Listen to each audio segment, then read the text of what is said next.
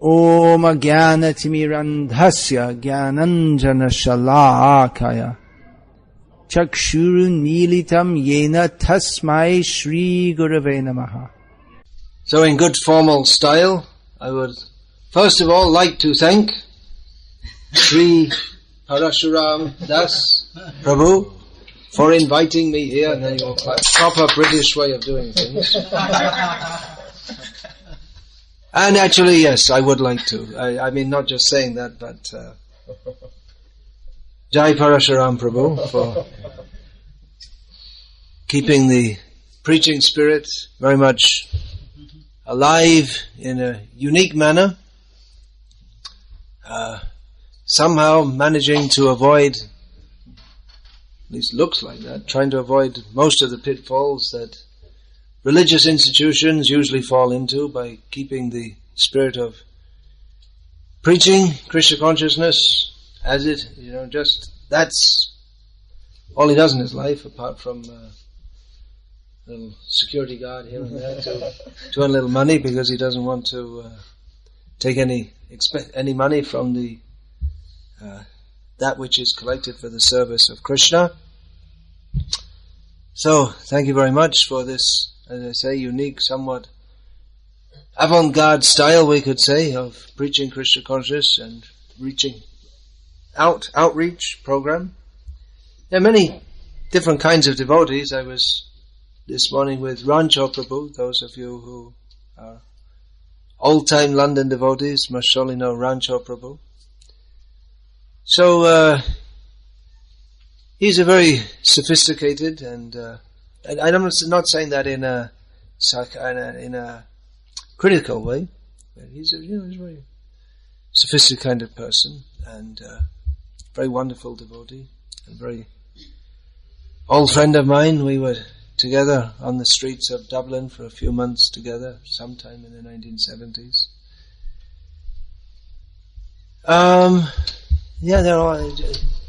So his approach is quite different. He's writing books meant for distribution to the, I guess you could say, mainstream society, to inject Krishna consciousness in that way.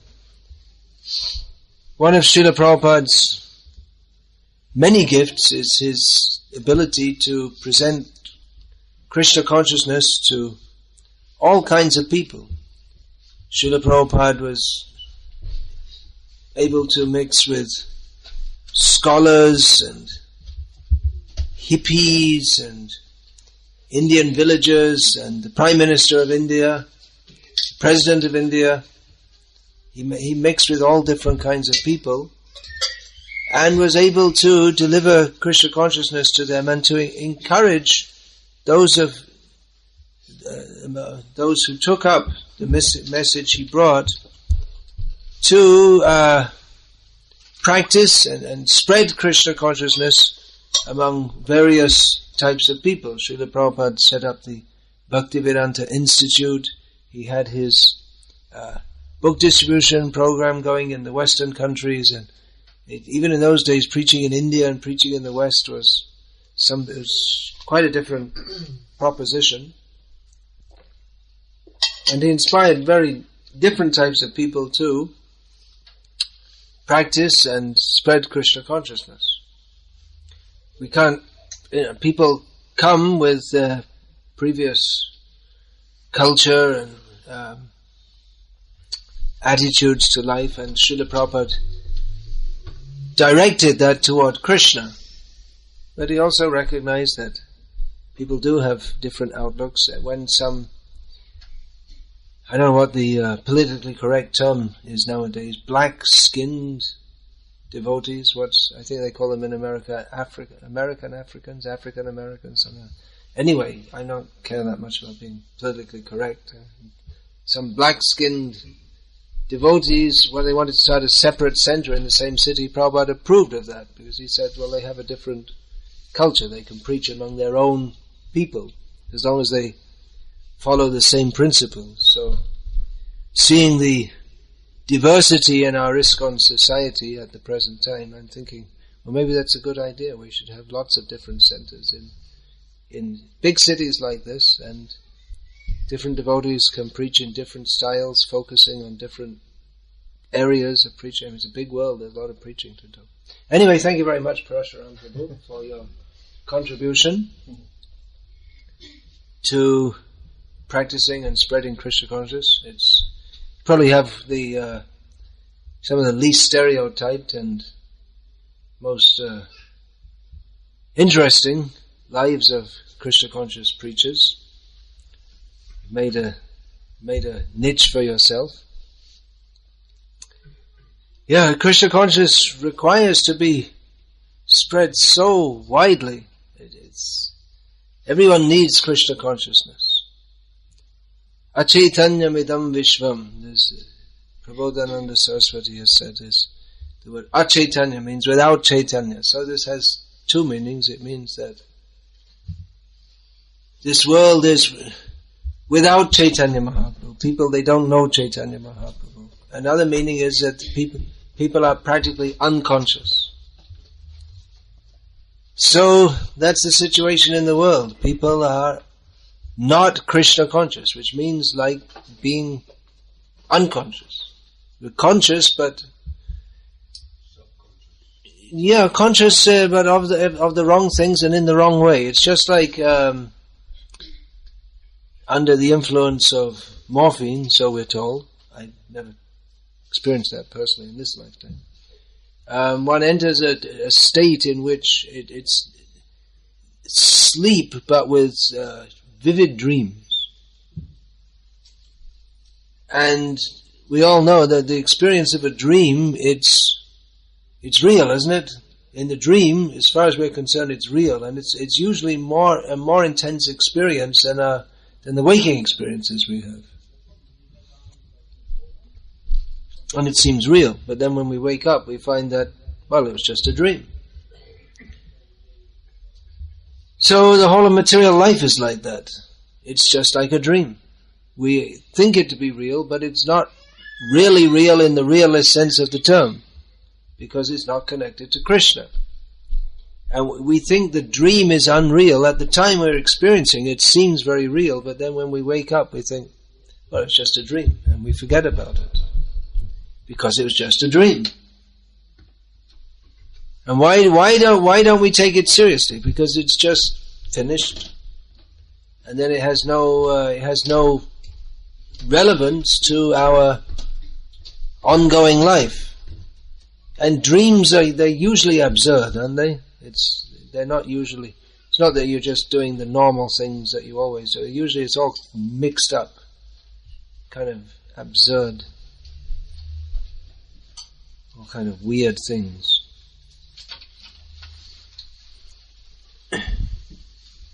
So we don't take it seriously because it's so wacko or strange is one reason. Another reason is it's just come and it's gone, and we have to get on with our real life as it is. We can't sit around all day thinking that, well, in my dream I was sitting on a throne and giving orders, and then all the people around me turned into frogs, and what does it all mean?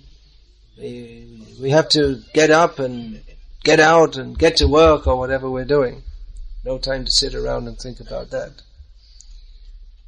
But what we consider real, that's also temporary. We consider the body I'm in, this is my actual identity, but that's what we consider in the dream also. Whatever form we have, we consider it to be real. Then we wake up, we know, well, that's not really real, and so we forget about it. So, but the identity that we have at the present time, Mr. John Smith, born in St. Pancras Hospital, is there such a thing? Yeah. I thought there was, yeah. Let's see. My memory of London lives on after all these years. They didn't demolish it yet. It must be an old hospital. Sounds something Victorian or something. Anyway, born in... Do they have, what do they call that? A maternity ward? You don't know that much. Alright, so born in St. Pancras Hospital on January the 19th, 1972. This is my identity. citizen of Britain and proud of it. True Londoner to the bones. So, we may identify with ourselves like this or in a similar way, and this is real. It seems real. Because, every morning I wake up, forget my dreams, and get up, brush my teeth, turn on the TV, and go off to work. Take the dog for a walk, maybe. And I go off to work, and I come back, and I go to sleep at night, I have a few dreams, and I wake up, and every morning I wake up, I'm still John Smith. The same John Smith. So this is real, because the dream stops, even though it seems real, but every morning I wake up and I'm John Smith. I don't turn into a big insect, like that Kafka had some idea. It's the same John Smith. I'm John Smith, the same John Smith I was, I am, I was, I am, and I will be. Mr. John Smith. But, surprisingly enough, there comes a day when Mr. John Smith dies. Oh, that sounds very... What am I going to say that for? It's not very nice to talk about that, is it? Well, it was a nice story so far. And all of a sudden brought in this dies, What about they happily lived ever after? We could have ended it like that. But, as we should know, in this world, no one lives happily ever after. It's only in fairy stories that people live happily ever after. And in real life, Mr. John Smith has a birth certificate and a death certificate also. Maybe a few marriage certificates in between. So, Mr. John Smith, one day he goes to sleep and has a dream, and he doesn't wake up. He passes away in his sleep. We'll make it a peaceful ending for John Smith. As we're spinning this fictional story, he died peacefully in his sleep without any complications. Okay, so a peaceful ending to John Smith. But it's not an ending, because all of a sudden he finds out that, well, I'm not really John Smith after all. I'm somewhere else, and John Smith, that body, hey, what are you doing? You put it in a box, you're putting it in a fire. Wait a minute, that's me. It's not you, sir. It's not you. You have to go somewhere else. And then Mr. John Smith, or who was thinking he's John Smith, all of a sudden becomes the puppy of the dog he was taking for a walk. Possibly. He doesn't have any remembrance of his previous John Smith-like existence. So just like one dreams different dreams at night, and they're not related to each other, but in each dream one thinks that they are real. So in the same way, we have different lives which we think are real, but we think they're real just like we think in a dream they're real. And we say the dream is unreal because it's just a short time. But the whole life, Mr. John Smith lived a good 70 years. Then he died. And what happened is, the dream he has at night, there was short dreams, and the existence as Mr. John Smith or whatever, it's an extended dream. We can say it's just like a dream because it's longer, that's all. It's a longer dream, but it has the same characteristic of a dream of being experienced as real, but temporary. And then when it's over, there's no apparent relationship between the dream you have one night and the dream you have the next night. So when Mr. John Smith takes birth as a little puppy dog, he doesn't have any memory of being John Smith. And then as the puppy dog thinks this is real. For the puppy dog, the most important thing is the teats of his mother. That's where the food comes from. You get the milk from there. Then when the dog becomes a little older, then there's other dogs to contend with and gets an owner, gets sold to an owner, and then identifies himself, this is my owner, this is my owner's house, and anyone who comes, I bark at them. And in this way, that he takes on another dream. He thinks it's real. This is material existence. That's why Krishna consciousness requires to be preached. Bhagavad Gita as it is. Dehinosmin yatha dehe kaumarang yovanang jara tata dehantara praptiya dhiras tatra namuhyati. As the body changes, one has a young body, child body, then a youth body, then an adult body, and then a dead body. But one who is dhira, one who is sober, is not disturbed by these changes, not disturbed even at the time of death. Prayana kale chakatam geyo si niyatatma vihi. Arjuna asks Krishna, how can one think of you even at the time of death? Because by thinking of Krishna at the time of death, we don't get another temporary false body, but we get our real body, the actual waking up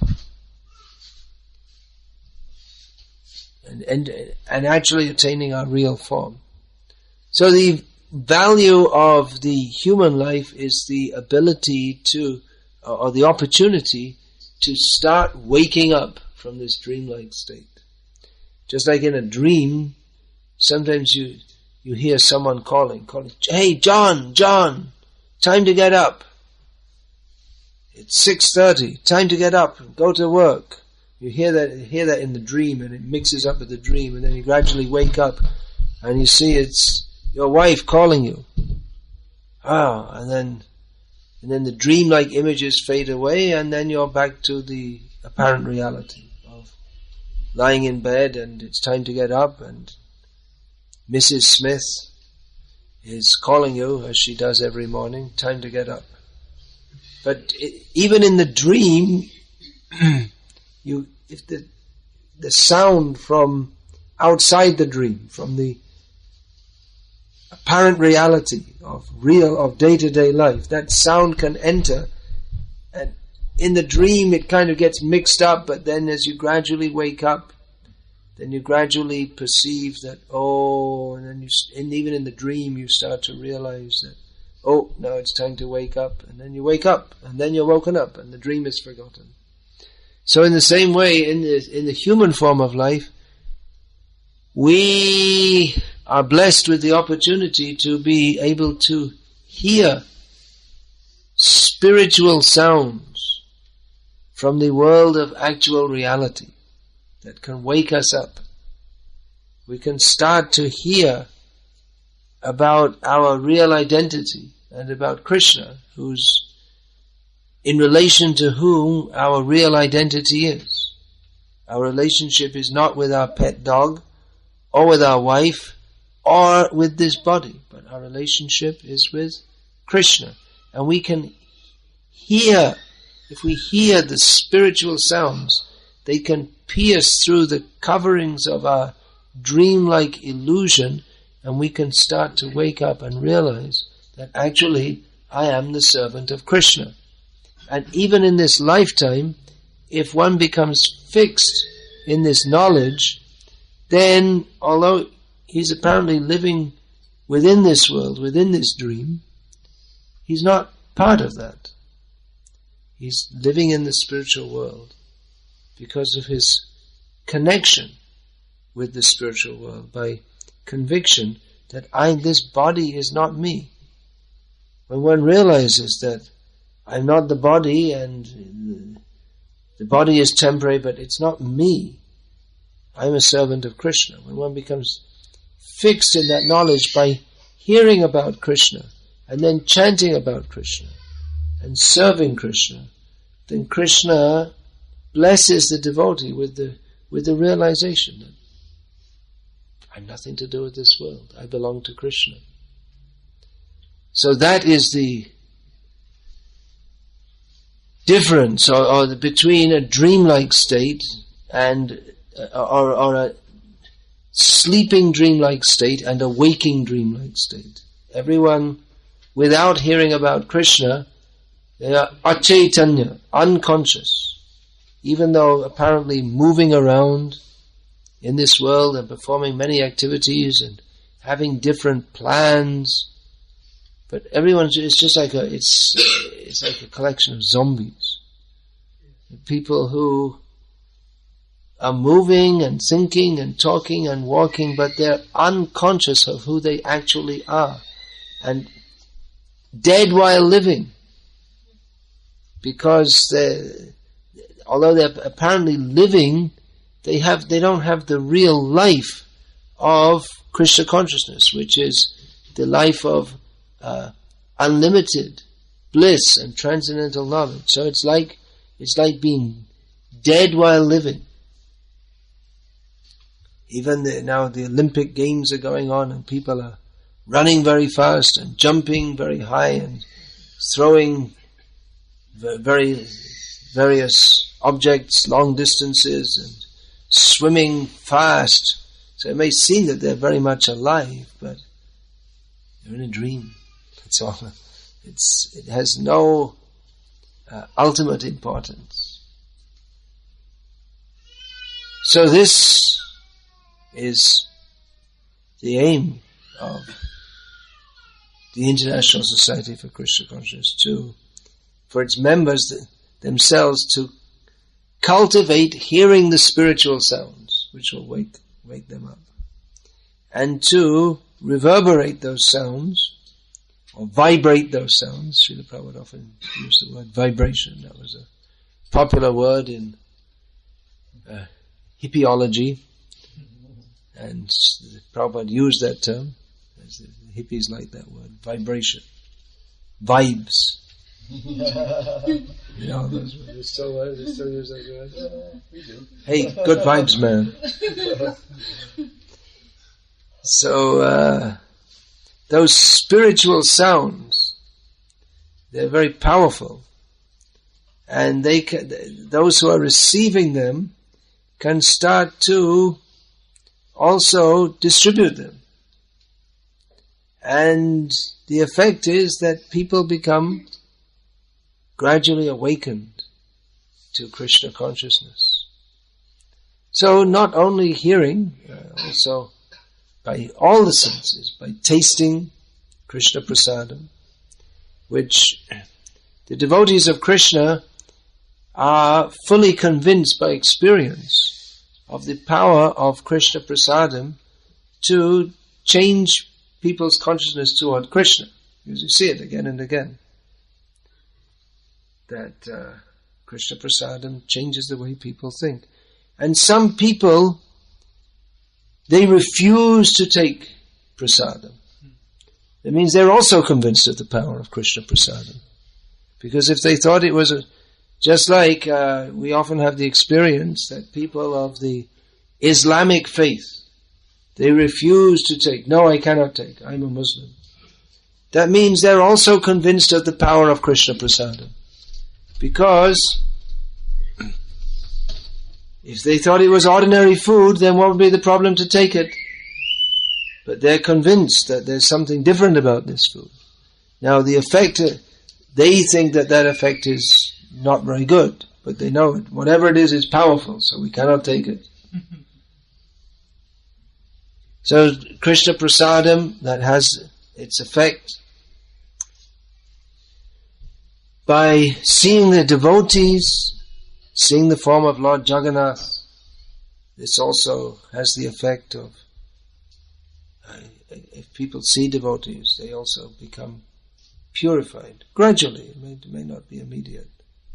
That's why it's important that devotees, as far as possible, if they appear as devotees, then that effect will be more pronounced, because if a devotee is not dressed in a way that he's recognizable as a devotee, then people They'll still be benefited by seeing the devotee, but if they can recognize, oh, that's a Hare Krishna devotee, then they'll think of Krishna and be more purified. And of course the books of Srila Prabhupada, that is hearing in written form, it's an extension of the hearing process.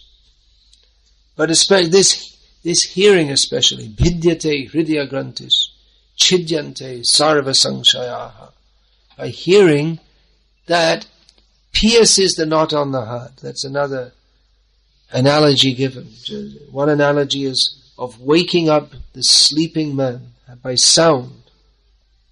Srila Prabhupada often gave that analogy, that if someone is sleeping, he can be woken up by calling him. That's the standard way to wake up a sleeping person. Get up, time to get up, alarm clock.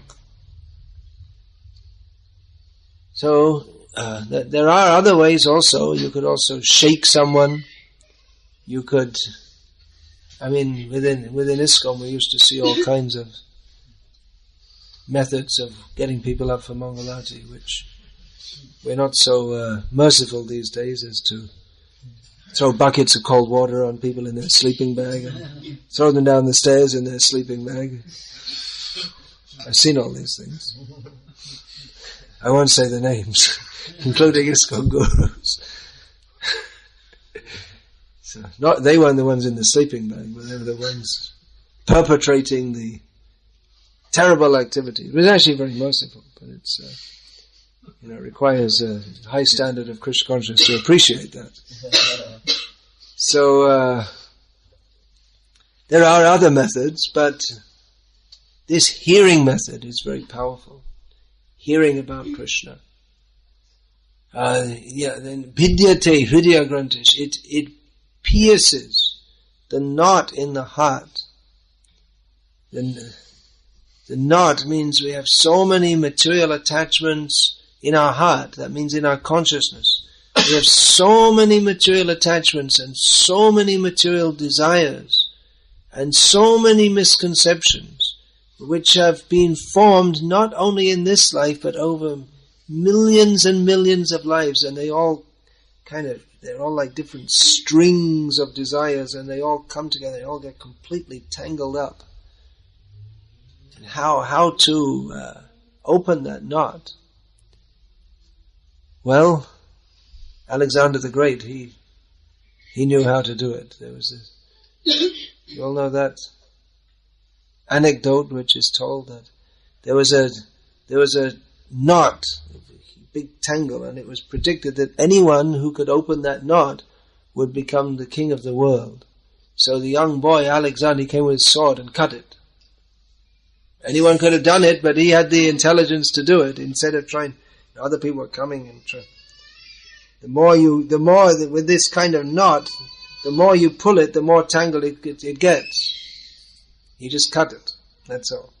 That's the only way. If we try to sort out all these attachments and aversions and likes and dislikes and desires, there's no end to it. That's why psychology or anything, astrology or none of these methods. They may have some use, but they can't separate the spirit from matter. All these attachments and all these thoughts are extraneous to our actual situation. We take all this bundle of crazy thoughts and we think that's me. But then we get the spiritual sound. That's not you. We are spirit souls. We are servants of Krishna. All these problems we have, they don't exist. Well, you may say that, but the landlord's knocking on the door for where's the rent? Or sending his, he's hired some people to come and persuade me to pay the rent. I don't know if they do that in this country, but in some countries they do. So, You know what I'm talking about.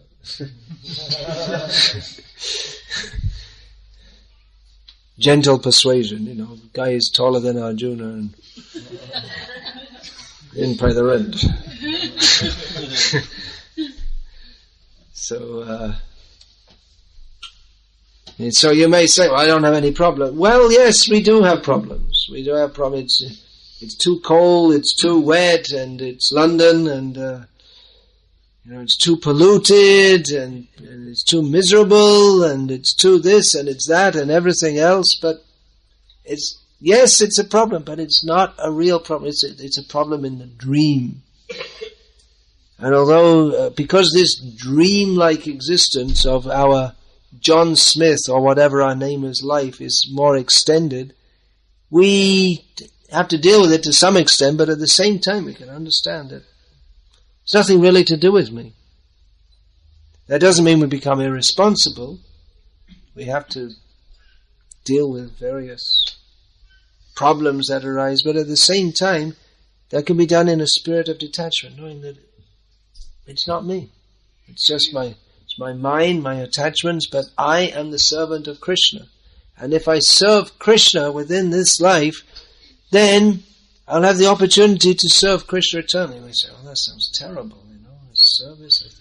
What I thought when we went to heaven, I'm working, it's 52 weeks a year, I have 2 weeks holiday, and I thought I'd go to heaven and have 52 weeks holiday. And you say, I've got to serve God. Well, that's just like being in a factory or something. Okay, God's a nice guy, but serve him all the time. It's too much, the guy's too much. Maybe better in hell. At least you can enjoy yourself. You do what you like down there. In between getting whipped and burned, and there must be a tea break now and then. Maybe we could, bribe the jailers and get some crack or smack or something. Can't be that bad, but heaven, having to serve God, it's too much, the guy's got a big false ego. Who does he think he is anyway? But Krishna and serving him, it's not like that. Serving Krishna is blissful, because Krishna is all bliss. And although everyone serves him, but it's not like in this material world where you serve with someone and they exploit you. Whatever they pay you, they screw you to get as much as they can out of you, even if they pretend to be nice to you. What they're really interested in, some companies say, we care for our employees. They make some kind of pretense of caring for their employees. But their motive is profit. Everyone knows it. So they may look after their employees, but the idea is to, keep you in good form so that you can churn out the pounds, shillings and pence for us. Or just pounds nowadays, because pence don't have any meaning. But Krishna's not like that. Krishna is loving and kind and all bliss, and the devotees take tremendous bliss in serving Krishna. Just like now for the Janmashtami celebration, so many garlands are being made. The devotees are staying up all night and making garlands and decorating. But in the spiritual world, if we see the songs of Bhaktivinoda Thakur and Narottam Das, they're just praying for the opportunity. When will I get the opportunity to make a garland for Krishna? And they want to do that eternally, because it's not just a matter of understanding intellectually or philosophically, but they're experiencing that Bhaktivinoda Thakur is living in this world, apparently a magistrate, Kedarnath Datta, but actually he's living in the spiritual world. People see him they saw him as a magistrate, as a family man, as a very moral person, but Bhaktivinoda Thakur, he was living in the spiritual world, and he was living with Krishna, and always desiring the opportunity. When will I get the chance to, he's praying for that. I'll get the chance to make a nice garland and then offer it to one of the gopis who will bring it to Radha and Krishna. That service, although it may seem, what's the big thing? Stringing a garland. But because Krishna loves flowers more than gold and jewels, he's very pleased if the devotees, out of love for him, grow flowers. That's the best way to make garlands. Of course, there's not that much opportunity in London. This may be, where does this flower come from? Probably it comes from Holland or somewhere. Who knows where? Kenya. From Kenya, is it? Yeah, a lot further away. But the real system, traditionally, people, they would grow flowers and offer them to Krishna. And that's just like people go to live in Vrindavan, and nowadays people go to live in Vrindavan and they build a big apartment block and it's advertised, all luxuries, AC and hot and cold water. You can see the advertisements and then cable TV and all this kind of thing. But previously people used to go and live in Vrindavan. They get a plot of land. They make in the corner, they make a little cottage that they could live in. They make nice garden with trees and all kinds of flowers. And they're just because they think, then I'll make a nice garden, and then this is Vrindavan, so it's Krishna's land, Radha's land, so they may be kind enough to come and dance in this garden, which I've made for their pleasure. And they grow the flowers very nicely, not thinking how we can make a profit and sell them. They don't have any smell, but they grow nice flowers and vegetables, and then all the time meditating on Krishna. And then you pick the flowers, make a nice garden, offer it to their deities, in full bliss. I saw the flower from the beginning just budding. Now it's ready. All right, let's take it. Here's another one that's ready. And then string that and offer it to Radha and Krishna. Full bliss. And the vegetables, cultivating them, now they're very nice. And then how we can offer it to Krishna. Krishna's very pleased. Krishna likes this. And just all the time thinking of Krishna's pleasure. Doing everything for Krishna. And then Krishna reciprocates with showers of bliss in the heart of the devotee. So the devotee is fully satisfied. It seems very simple, but it's completely profound. It's beyond even all philosophy and meditation, and the highest level of spiritual life is simply to live with Krishna and serve Krishna and be happy with Krishna. And devotees are blissful doing that. And how to understand it philosophically? Impossible. It's not a matter of just philosophy. Of course, we have Bhagavad Gita, and this provides the background for understanding Krishna as the Supreme Personality of Godhead and ourselves as all His servants. But those who are on the highest level of Krishna consciousness, they're simply satisfied to serve Krishna in what might seem a very simple or insignificant way. But just the hope which is fulfilled that Krishna will be happy, that is the desire of the pure devotee, and they experience that at every moment. So this Krishna conscious movement, as Srila Prabhupada wrote in one purport in the songbook, is for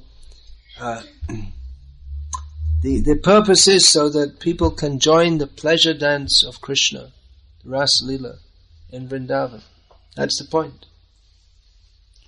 So people are unconscious, living such unfortunate lives.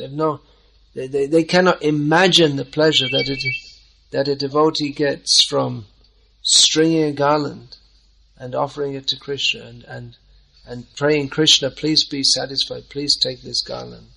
They have no idea. So this Krishna conscious movement is meant to waken people to that consciousness of Krishna by different means. It may be by distributing prasadam and festivals, distributing Srila Prabhupada's books, engaging in philosophical discussions. In so many ways, everything is meant for that, and we're very fortunate to have this opportunity to engage in this, because we can become fully perfect in Krishna consciousness, even in this lifetime. And we've seen many devotees who came to the shelter of Srila Prabhupada's lotus feet and served Krishna throughout this life. And during their lifetime, people may have said that, well, he's this, he's that, he's this, and then something else.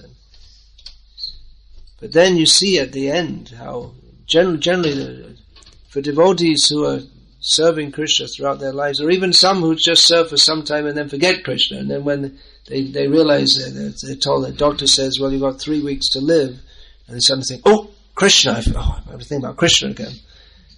And we see that often that comes. Often devotees ask that, well, it seems I'm not making any advancement, but we often see devotees get a whole flood of mercy at the end of life, and then they pass away with devotees chanting in kirtan, and there's no doubt where they're going if you pass away with the devotees chanting and pictures of Krishna and devotees encouraging you. There are many, many cases of this. So, as long as we're in this world, well, it is miserable, and not just in theory. It's not just a dream, it's a bad dream. It doesn't get any better. The material world is, it's an ongoing recurring nightmare. That's all. And trying to be Krishna conscious can be difficult, as we've probably all experienced. We're trying to be Krishna conscious, and at the same time, may see so many struggles and difficulties, but we just have to remember that if we go on serving Krishna, despite all the difficulties, actually those difficulties will become our assets. Prabhupada said that.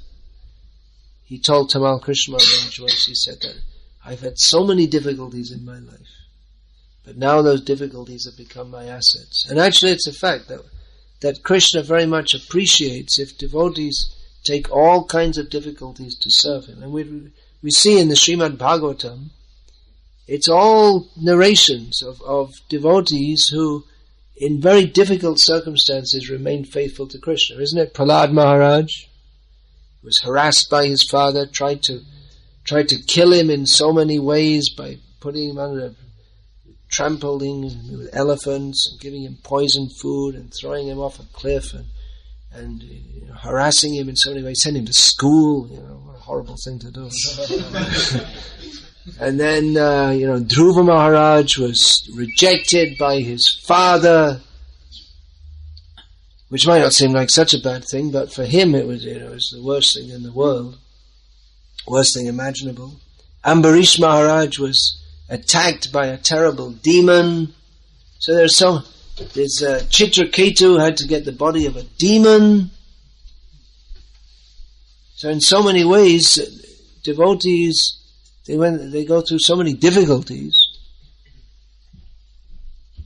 But those because they stick to Krishna throughout those difficulties, and the result is that Krishna, he's very pleased that yes, you're my real devotee. We're very high, and Krishna becomes very satisfied. So please don't be discouraged. I'm sure anyone who's tried to serve Krishna in difficult circumstances, everyone can appreciate how if we keep on with it, then Krishna really reciprocates. So be sure that,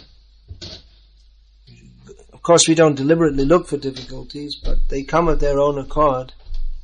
But if we stick to this path of Krishna consciousness, going on hearing and chanting about Krishna and trying to serve Srila Prabhupada's mission, that Srila Prabhupada will be pleased, Krishna will be pleased, and they will bless us with the highest gift of the opportunity of eternal service to Krishna in the spiritual world. There's no doubt, we shouldn't doubt this. So please keep on going and chant Hare Krishna, and we're all in this together. So, we'll have a good party in the spiritual world also. Harinam party.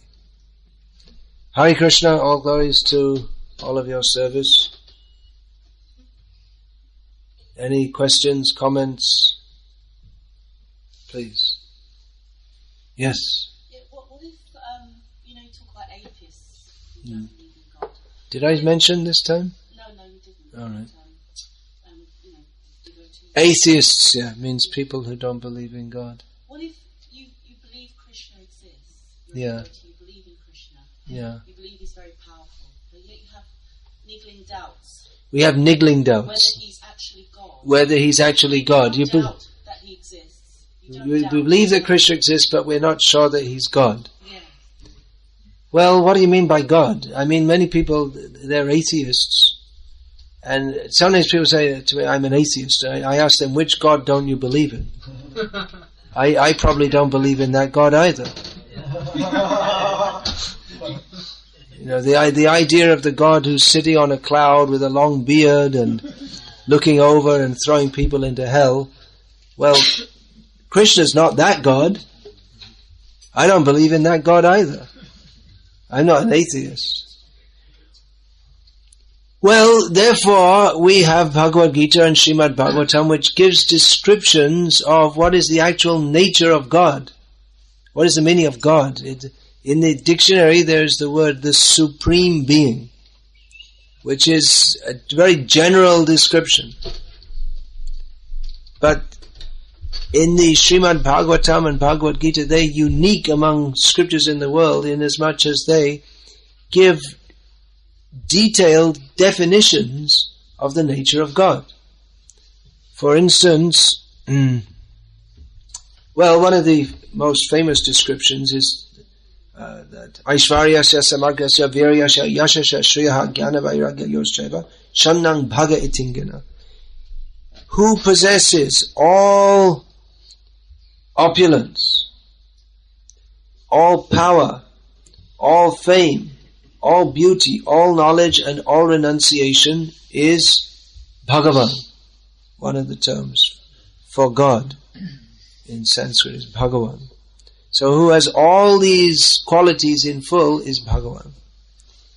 Then we have also the description Ishvara Parama Krishna Satchidananda Vigraha Anadir Adir Govinda Sarva Karana Karanam, which means who is the supreme controller, whose form, he's not just an impersonal force, he is a person, but his form is not like ours made of flesh and blood, but it's eternal.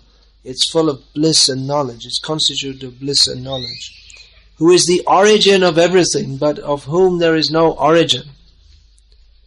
Who gives life and pleasure to our senses. Who is the cause of all causes. So like this, there are many descriptions of the qualities of Bhagavan. The first verse of Srimad Bhagavatam. Janmadhyasya yataha, by whom everything in the material world is manifested, maintained and ultimately destroyed. Who is directly and indirectly conscious of everything. So like this, if we say God, it's a very vague term. But the description of Bhagavan or Parameshwar, the supreme controller in the Vedic literatures is actually much more comprehensive. So Krishna fits that description. Just like the police might be, here's an example, the police might be looking for someone. The person is, the description of a suspect for a crime.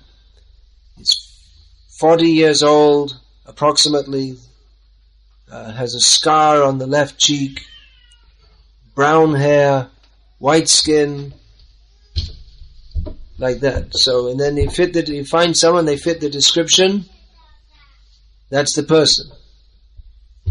So, in the same way, the description of God is who is full of all opulences, power, knowledge, renunciation, the source of everything. So, according to all the scriptures and all the self-realized persons, Krishna fits the bill.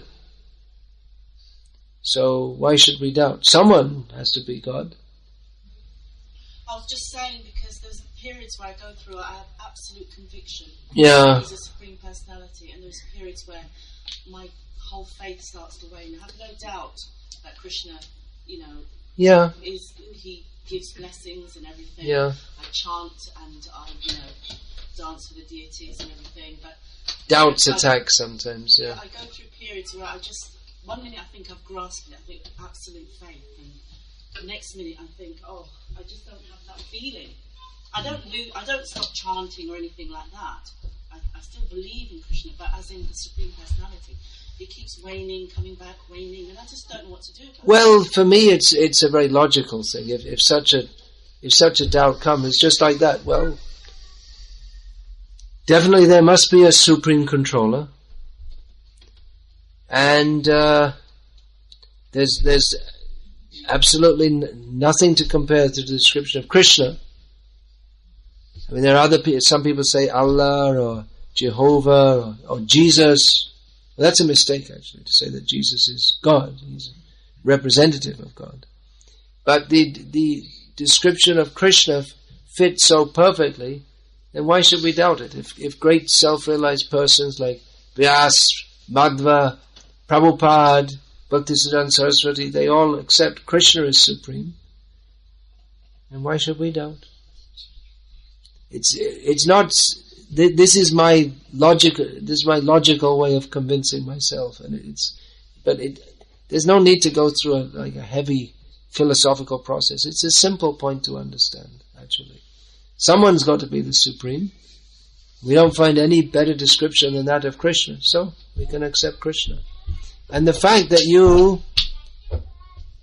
have achieved a level of experience in chanting Hare Krishna which you've never got anywhere else suggests that there's something real there, isn't it? And then so there may be ups and downs, but then you can realize that the downs are just Maya attacking. Well, I'm trying to think, is it Krishna testing me? Yes, yes. There are periods where I think, oh my God, what if it's the wrong God? What if I pass away and then I go up and I'm waiting to be judged or whatever? And you get thrown into hell forever. That's what I used to think. And it happens to be a Catholic priest standing there, and I think, oh my God. That's what I used to think. You know, in Ireland there's the Catholics and the Protestants. My mother was an Irish Catholic, and on one side of the road they say, well, if you don't believe in the Virgin Mary, you go to hell forever. And the other side of the road they say, if you do believe in the Virgin Mary, then you go to hell forever. So I was thinking what to do. I'll stand in the middle of the road, and when God comes on his chariot, I'll see which side he's going to land on and run on that side. But then, you know, it's just fanaticism. It's meaningless. If we sin anyway, even if you have doubts, the fact is that if we sincerely try to serve God and pray to him that you please reveal yourself to me, he will do. God isn't locked up in the church or anywhere else. He can freely bestow his mercy wherever he wants to. Yes, please. Yeah, another realized person was Einstein. And, he was matter realized, you could say, not spirit realized.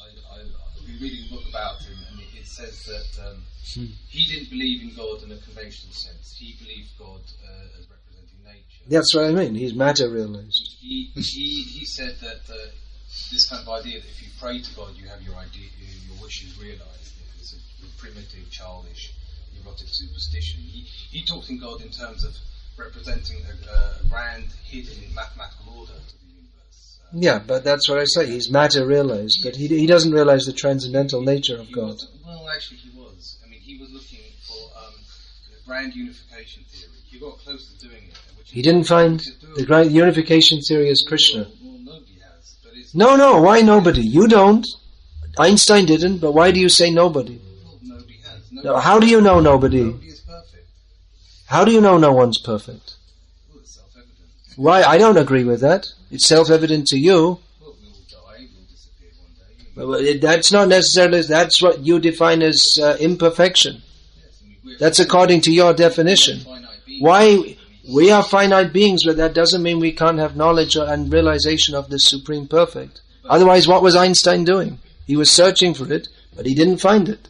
And we're saying that you can find, that is Krishna. He wasn't dark, was he? I mean, let's agree on that.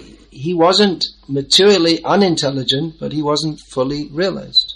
He had a lot of realizations, but he didn't know what is the ultimate truth. He's one of the greatest intellects of all time. That's true, but by the intellect alone, you can't understand the soul. That's the point he missed. I Well, I don't understand a lot of what he said, to be quite true, because his... Unless you have doubt, you will never realize the truth.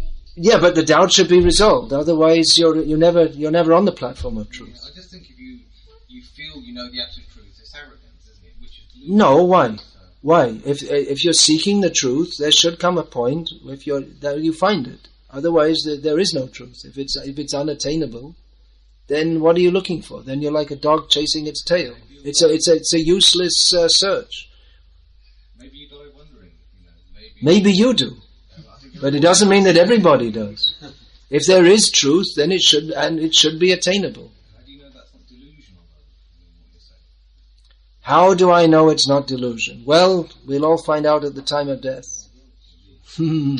But I have faith. It's all a matter of faith. You have faith that, in your theory, that no one's perfect. I have faith in the Vedanta. You have... what do you know about Vedanta, by the way? What's the first sutra of Vedanta? Sutra. Well, you tell me. No, you tell me. You say you have faith in Vedanta. You say you have faith in Vedanta. Let's see what you know about it. No, you're wrong. Absolutely wrong. You don't know it. Vyasadeva compiled the Vedanta Sutra. Shankaracharya commented on it. He gave one of the first commentaries on it. So, I mean, you don't know what you're talking about. If you don't mind, sir, you don't know what you're talking about. You say that you're a student of Vedanta, but you don't even know who wrote it. So, you're saying I'm arrogant, but who's arrogant here? I'm more looking at mathematical aspects of it. Mathematical aspects of Vedanta.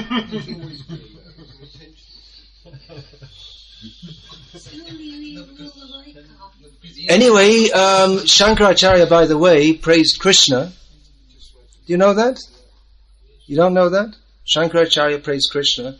Vyasadev's praised Krishna. And all the great self-realized persons in the Vedanta tradition praise Krishna as the supreme truth. Vyasadeva, who compiled the Vedanta Sutra, gave his own commentary called the Srimad Bhagavatam, in which he defines Krishna as the supreme truth, for your information.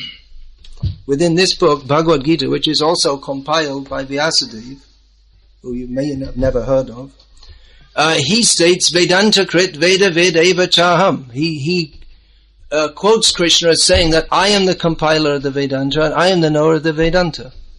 So there's Vedanta for you, in a nutshell. But you would like to be a seeker of the truth without ever finding it. If you want, it's here.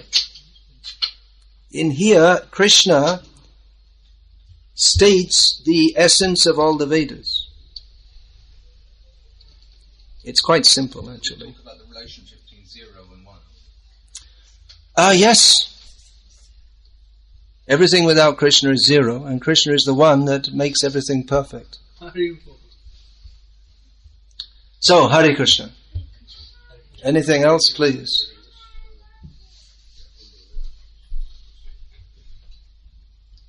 Yes. Hare Krishna. Can you tell us a little bit about Rancho Rai? Can I tell you a little bit about Rancho Rai? A little bit? Or as much as you like. Where's that book, Pilgrimage in India? Where's a copy? There's an article written by my lowly self. I read that. Yeah. About Dakor, and the importance of Dakor is Rancho Rai. So Rancho, who relinquished the battle, he left the battle. So this sounds like a coward, doesn't it? He left the battle. Krishna is one of the wonderful qualities of Krishna is that all contradictions are resolved in him. That's called Viruddha Dharma. Means all contradictory qualities are resolved in him. He is the most powerful and the shelter of everyone, yet he leaves a battle. And generally one who leaves a battle is called a coward, but he's worshipped for that. Krishna is a thief. He's worshipped as a thief.